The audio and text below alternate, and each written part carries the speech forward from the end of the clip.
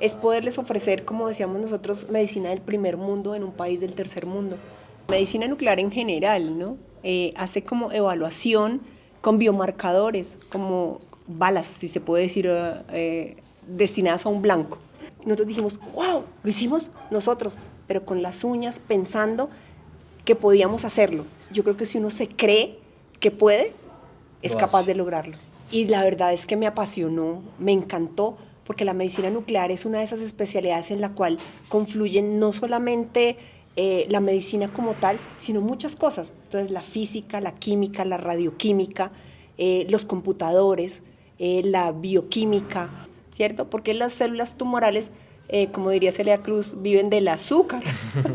O sea, tenemos que avanzar no solamente en O sea, inversión, tenemos, sino también en la ley nuclear, que también puede generar mayor esclarecimiento normativo de qué se puede implementar, cómo se puede implementar y hacer de una forma más rápida y ágil.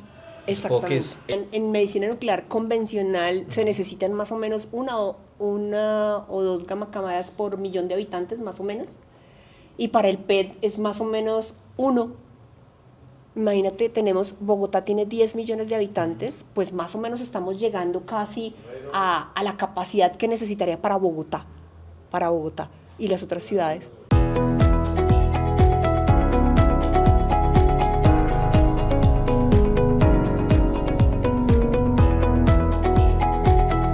C-Level, negocios que importan, líderes que inspiran.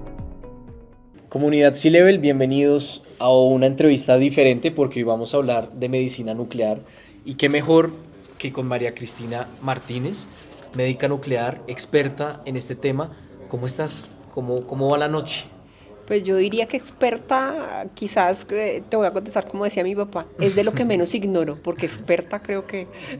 Vamos a ir paso a paso porque hoy recibimos una gran noticia y tiene que ver con la clínica del Country y justamente porque hoy hicieron la apertura de un PET-CT. De un PET-CT. PET-CT. Sí, por las siglas en inglés es tomografía por emisión de positrones. Exactamente. Cuéntanos unido a un CT. Para los mortales, ¿de qué se trata esta tecnología y cómo le puede cambiar la vida justamente a los ciudadanos? Que al final, seamos de estrato medio, alto, bajo, podemos tener un riesgo de tener algún tipo de cáncer o de tumor benigno. ¿Cómo esta tecnología entra a cambiarnos la vida? Bueno, la medicina nuclear en general, ¿no? Hace como evaluación con biomarcadores, como balas, si se puede decir, destinadas a un blanco, ¿sí? Utilizando fármacos o isótopos radioactivos, como les decía, solos o unidos a diferentes moléculas para hacer imágenes funcionales de cualquier parte del cuerpo. El 70 o el 80% de las aplicaciones de la medicina nuclear son para oncología, pero como pudieron ver en la charla, no solamente para oncología, han ampliado, gracias a la evolución de los radiofármacos y de los biomarcadores, su utilidad a muchas otras especialidades, o sea, a evaluaciones de enfermedades cognitivas, alteraciones neurológicas, demencias, evaluación de infecciones, evaluaciones no solamente de tumores, sino también de problemas cardiovasculares, problemas óseos, no solamente de tumores, si bien la mayor aplicación es para pacientes oncológicos, ¿no? Hay algo que a mí me pareció muy interesante, es más, le tomé foto mientras estábamos en la charla y tiene que ver con los tipos de cáncer que incluso esta tecnología puede identificar. Y es maravilloso saber que en Colombia un paciente está, digamos, a salvo, siempre y cuando esté en una entidad pues, que salvaguarde el buen uso de la tecnología. En este caso, de la Clínica La Colina y del Country.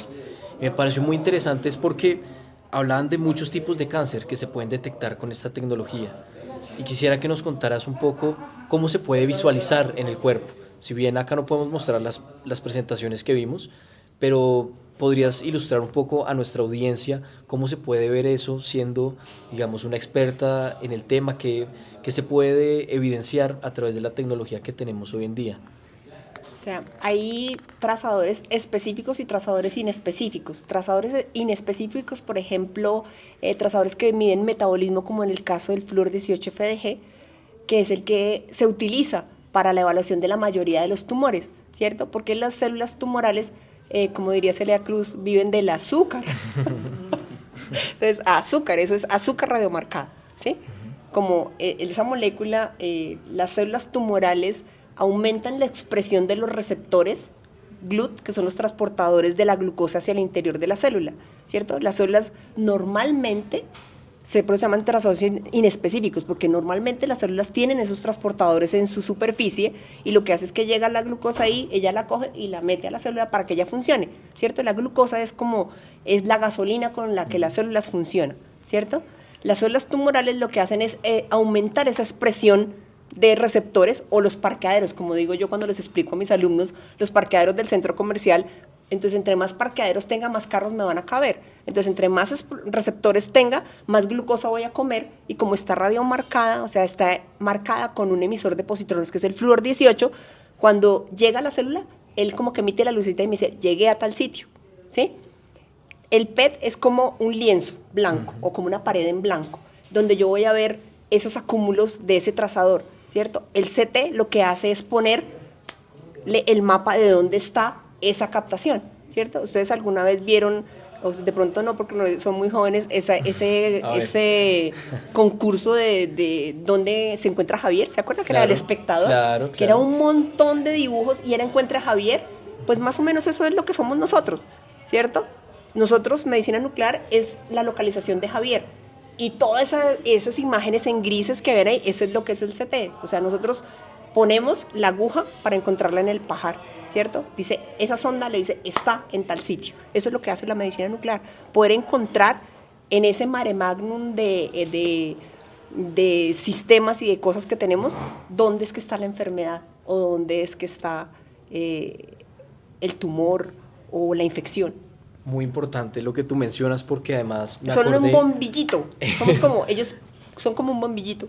Me parece muy interesante porque me acordé justamente de unas imágenes que nos mostró el doctor de lo que hace 50 años atrás eran casi que una hélice, pasando a velocidades infinitas, no se podía ver muy bien, pero la tecnología hoy en día... El principio básico sigue siendo el mismo, o sea, el consumo de glucosa sigue siendo, o sea, ese principio funcional y fisiológico, así hemos funcionado, así funciona toda la vida. Lo que ha mejorado son las máquinas para detectar, lo que ha mejorado es la tecnología, ¿cierto? Han hecho cristales más sensibles, han hecho softwares que producen, como ustedes vieron, algoritmos, aplicación de algoritmos de inteligencia artificial para mejorar la detectabilidad, para disminuir las dosis de radiación, tanto del CT como de los radiofármacos. ¿Y eso en qué va a redundar? En una menor dosis de radiación al paciente, o sea, radioprotección a su paciente, y con unos equipos altamente sensibles para detectar y poder ver acúmulos de lesiones muy pequeñas, muy pequeñas, incluso antes de que anatómicamente se produzcan cambios. Y esa es una de las ventajas y de los beneficios de la medicina nuclear, que podemos ver mucho antes de que los cambios anatómicos se produzcan, o sea, pasos antes, y si se detectan más tempranamente, se intervienen más tempranamente y no estaremos viendo enfermedades en estados tan avanzados. Tengo dos preguntas para terminar, y es, en tu presentación tú comentaste que más o menos hay un promedio de 30 PEDETs en el país. Más o menos, ¿estos equipos pueden solventar la demanda de personas que están día a día? No, o sea, como ustedes veían, en medicina nuclear convencional se necesitan más o menos una o dos gamma-cámaras por millón de habitantes, más o menos, y para el PET es más o menos uno. Imagínate, Bogotá tiene 10 millones de habitantes, pues más o menos estamos llegando casi a la capacidad que necesitaría para Bogotá y las otras ciudades. O sea, estamos cortos aún. O sea, tenemos que avanzar no solamente en inversión, sino también en la ley nuclear, que también puede generar mayor esclarecimiento normativo de qué se puede implementar, cómo se puede implementar, y hacerlo de una forma más rápida y ágil. Exactamente. Porque en estos temas de salud es fundamental. Claro, es poderles ofrecer, como decíamos nosotros, medicina del primer mundo en un país del tercer mundo. Solamente teniendo voluntad política, voluntad de las instituciones en congregar y estar jalando todos la pita para el mismo lado Para y no para finalizar, estados opuestos. María, para finalizar, hay algo que anoté acá, me pareció muy importante en el tema médico y es Santiago López, gerente general de la clínica del Country, La Colina, aseguró que la reputación en el campo médico es un factor clave eh, para otras clínicas, para que digan, oiga, este paciente puede hacerse esto en estas clínicas, es asegurado. La reputación es un tema que es muy difícil de volver a construir. Ustedes gozan de muy buena reputación. Cuéntame cómo se siente trabajar en este ambiente donde hay grandes profesionales, donde están marcando hitos tecnológicos y están trayendo innovación que se puede ajustar a la realidad de las empresas con inteligencia artificial, que justamente hoy es un factor clave para atraer inversión en Colombia. Trabajar en una clínica que tradicionalmente ha tenido tan buena reputación. No, vamos a empezar, vamos a empezar. No, espérate. Sí, esperemos un minutico. Bueno, material. O tengo otra, y es que, por ejemplo, el doctor habló del cambio tecnológico de lo que estamos hablando, y es que antes se veían manchitas, ¿no? Lo que estamos hablando.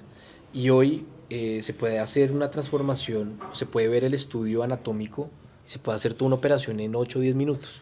Sí, que antes tomaba realmente meses. lo que ha mejorado esta tecnología digital es eso, mejorar los tiempos de adquisición, disminuir las dosis de radiación tanto del CT como de los radiofármacos, y de esa forma podemos mejorar la capacidad instalada y la oferta de servicio para nuestros pacientes. O sea, con un PET analógico podríamos hacer cerca de 10, 12 PETs o muchísimo, pues 15 PETs al día, y ahorita, porque más o menos duraban entre 20 y 40 minutos cada paciente.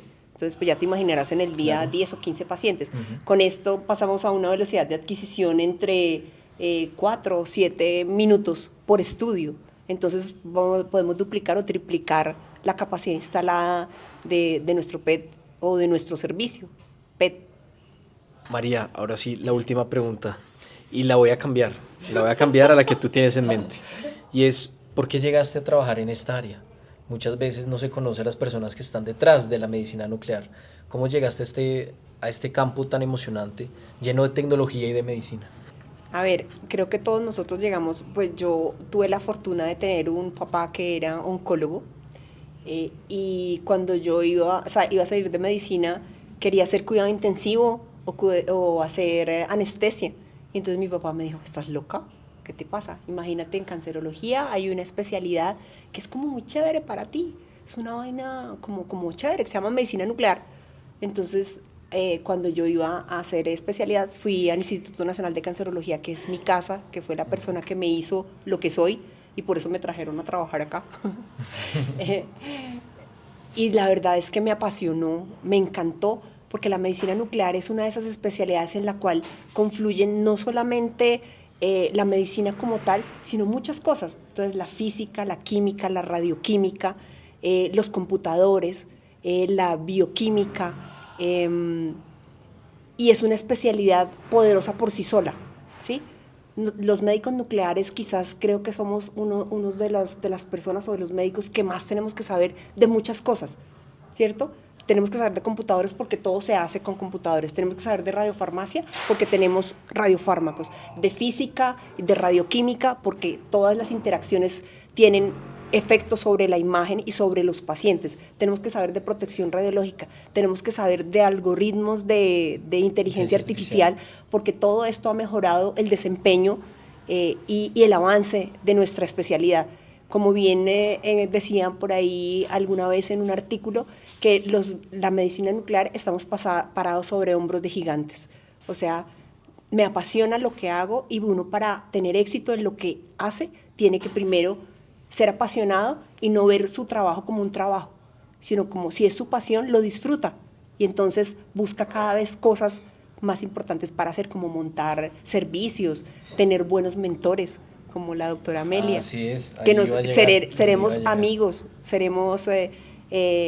trabajamos, estudiamos por el bien y el gran posicionamiento de la medicina nuclear en este país. Además que, por lo que me contaban, ustedes vivieron esta etapa de sueño de juventud, ¿no? Total. Que uno tiene. Total. En mi caso, particular también lo viví como representante estudiantil y era cambiar una visión que había en su momento. Ustedes lo hicieron desde su disciplina, posteriormente lo ejercieron. O sea, Le lo voy a llevaron contar una algo anécdota. material. El esposo de la doctora Amelia era el jefe del servicio, éramos personas jóvenes y lo nombraron a él jefe del servicio de medicina nuclear siendo una persona joven con 2 soldaditos, ella y yo, o sea, la doctora Amelia que me enseñó a mí, y nosotros nos sentábamos literal, no teníamos, o sea, nos sentábamos a estudiar con los libros y decíamos, vamos a hacer tal cosa. ¿Cómo se hace? Bajábamos los artículos, llamábamos al químico, al no sé qué, y oiga, ¿por qué no nos hacemos esto? Y empezábamos a estudiar y a hacer. La primera terapia de lutecio para tumores neuroendocrinos la dimos nosotros en el Instituto Nacional de Cancerología y fue genial. Nosotros cuando vino el paciente a la segunda vez después de que le dimos la terapia, o sea, la jefe nos dio los insumos, la cosa, armamos la terapia, la hicimos, la dimos, y esa paciente tenía un tumor neuroendocrino de cabeza de páncreas, me acuerdo tanto, que tenía metástasis en mediastino y en el abdomen y no sé qué. La segunda vez que vino y le hicieron los exámenes de control, no veíamos nada y nosotros dijimos, nos echamos al pico 25 millones de pesos, que en esa época era un jugo de dinero. Claro. Nos van a matar. Dios, ¿y ahora qué hacemos? Le hicimos todo tipo de exámenes y de cosas y no le encontramos nada. La primera paciente, segundo tratamiento que dimos, con una respuesta completa.